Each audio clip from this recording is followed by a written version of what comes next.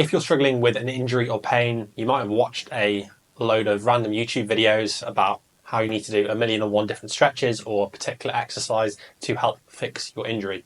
In this video, I'm going to break down what actually works and what doesn't. And doing that, I'm going to give you 4 things that you can implement into your injury rehab that are actually going to help you get back to doing the activities and the sport that you love doing.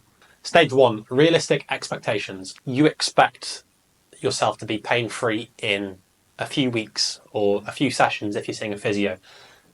It's completely incorrect and it's not going to work. People seem to conflate rehab and training as 2 different things. So for example, when you go into the gym and you want to lose fat and put on muscle or get to certain numbers with your squat or deadlift, you understand that this process takes a long period of time and it could be 2, 3, 4, 5, 6 months before you get stronger and progress. But with rehab, people think, why can't I be fixed instantly? And they kind of expect that from physios or doing random exercises on YouTube. When in reality, if you've been dealing with something for a long period of time, it might take you that length of time to recover and get back to what you want to do. Stage 2, so you want to think about rehab as filling up lots of different buckets of water. So we've got a bucket for mobility, for strength and for confidence.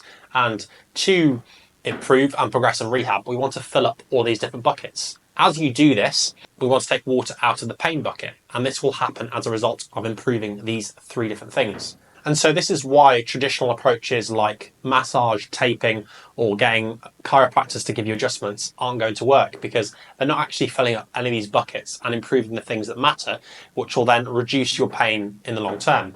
Stage 3, mobility. So I'm going to run down the best bang for your buck mobility exercises, which are going to focus on 4 different areas within the body that will help you with any injury. If we can get these areas moving better, you'll feel better and your pain will decrease. So we're going to look at the rib cage, the pelvis or your hips, your feet and your spine. So starting off with the rib cage, which essentially we want to get the rib cage moving by breathing better and filling up, expanding it and compressing it. Lie on your back, scoop your shoulder blades off the floor, palms up towards the ceiling. Then I want you to exhale all of the air out of your lungs, so you're nice and tight and compressed lower down. And then as you've exhaled all that air out, hold that, and then I want you to get 2, 3, 4 reaches in. So you're trying to reach and scoop that shoulder blade further off the floor and just get some space at the back of your ribs. Think about creating more space between your shoulder blades. Once you've done that, then inhale again, smooth through your nose, exhale, and then just repeat this process. As you go through the exercise, do 2 to 3 sets of anywhere from 5 to 8 breaths, and gradually try to get more and more space between those shoulder blades. This will just get you breathing a lot more efficiently, create some more space around the rib cage, and will just get you feeling a lot better. Exercise number 2 is going to focus on the pelvis. So lie on your back, nice and relaxed, knees bent, and then you're going to roll your pelvis forward. So your lower back is off the floor and there's a nice little gap under your lower back. And then you're going to roll it back so your lower back is flat into the floor. Do this as slowly and smoothly as you can. Go for 2 to 3 sets of anywhere between 10 to 20 reps. Another quick tip on this, once you've got the movement nailed, then you can coordinate some breathing with it as well. So as your lower back is off the floor and you've got an arch, you need to do a smooth inhale through your nose and then exhale smoothly through your mouth as your lower back is flat into the floor. Number 3, we're going to work on the spine. So a simple way to do this is these half kneeling reaches. So set up in a half kneeling position, grab a light weight, so not something that's going to tire out your shoulders and your upper body. So anywhere between 2.5 to 5 kilos, depending on your level of strength. And then you're going to rotate side to side to start with, making sure you're keeping your head pointing forwards, so your head isn't moving with the rotation. Do 4 each side, and then push or punch the plate overhead, and then do 4 reaches either side. Again, you should feel this opening up the spine and getting everything moving, which again, with any injury, regardless of where it is going to get you feeling a lot better. Next, we're going to look at the feet. So feet are really important because that's what ties us into the ground. And a lot of the time, issues at the feet can kind of translate all the way up the body. So if we can fix what feet is doing, it can help with everything else. So a really simple exercise here is teaching the foot to pronate or roll inwards and then supinate and roll outwards. Now, why is this important? Well, it's a normal part of how the foot should function when we walk. So as we walk and we strike down with the heel, naturally our weight should be on the outside of our foot, so in more of a supinated position. And then as we bring the leg through and we get more of a knee bend, then our weight should smoothly transfer to the inside of our foot, which is rolling in, or pronation.